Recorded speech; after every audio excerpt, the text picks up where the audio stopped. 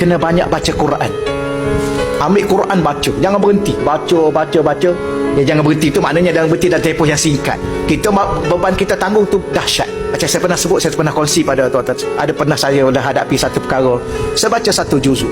Satu malam tu saya rasa berat sangat, hancur rasa jiwa ni. Dia kadang-kadang biasalah puan-puan, kadang-kadang ujian Allah Ta'ala tu kita tak sangka.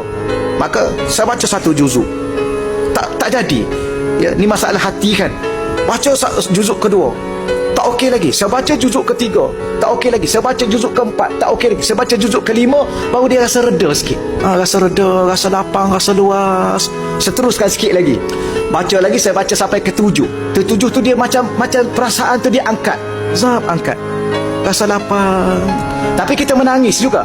Jadi rupa-rupanya baru kita faham, ada benda-benda tertentu ni Allah nak tengok kita taruh mana dia nak ke aku ni. Sejauh mana dia nak sandarkan, nak gantungkan diri dan perasaan dia pada aku. Kadang-kadang Allah tekan kita sampai hancur, luluh jiwa kita. Mungkin kerana orang atau mungkin kerana kita, tapi sebenarnya kerana kita. Dan jangan pernah berhenti untuk luahkan segala-gala pada Allah. Akan sampai satu waktu Allah akan angkat segala-galanya dari perasaan jiwa kita.